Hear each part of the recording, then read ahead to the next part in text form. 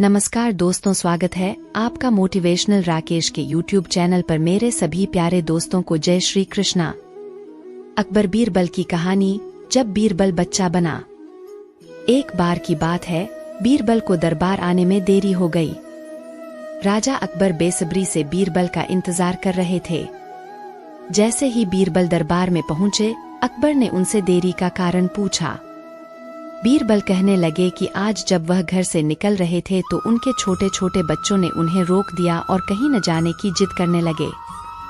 किसी तरह बच्चों को समझा बुझाकर निकलने में ही देरी हो गई। राजा को बीरबल की इन बातों पर बिल्कुल यकीन नहीं हुआ। उन्होंने सोचा कि बीरबल देर से आने का झूठा बहाना कर रहे हैं।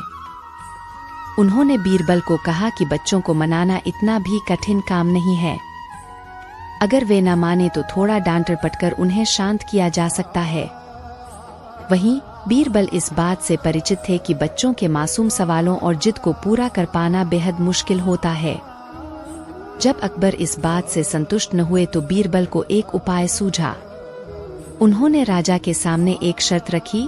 उन्होंने कहा कि वह इस बात को सिद्ध कर सकते हैं कि छोटे बच्चों को समझाना बहुत मुश्किल होता है, लेकिन इसके लिए उन्हें एक छोटे बच्चे के जैसे व्यवहार करना होगा व राजा को उन्हें समझाना होगा।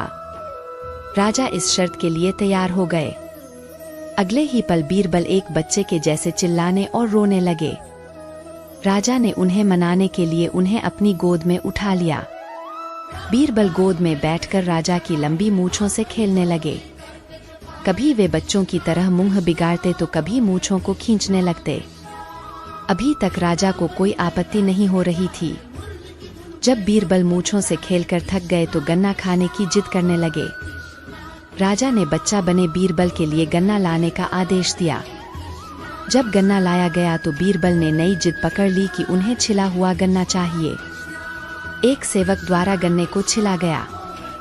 अब बीरबल जोर जोर से चीखने लगे कि उन्हें गन्ना छोटे छोटे टुकड़ों में कटा हुआ ही चाहिए।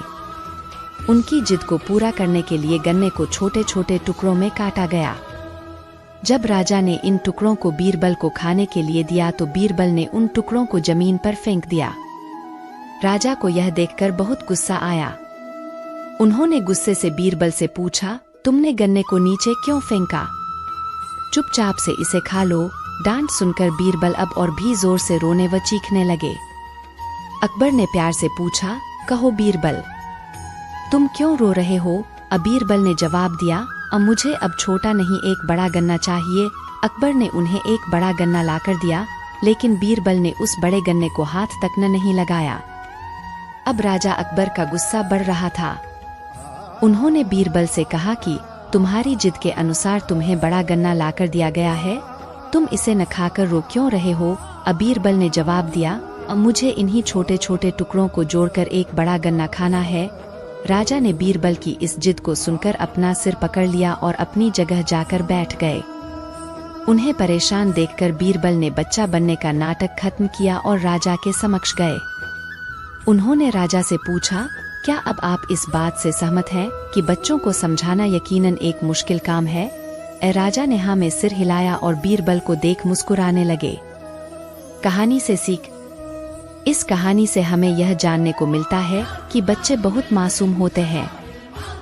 अक्सर हम उनके नादान सवालों का जवाब नहीं दे पाते हैं, लेकिन फिर भी उन्हें प्यार से समझाकर व अनेक उदाहरण देकर उनकी जिद व जिज्ञासा को शांत किया जा सकता है।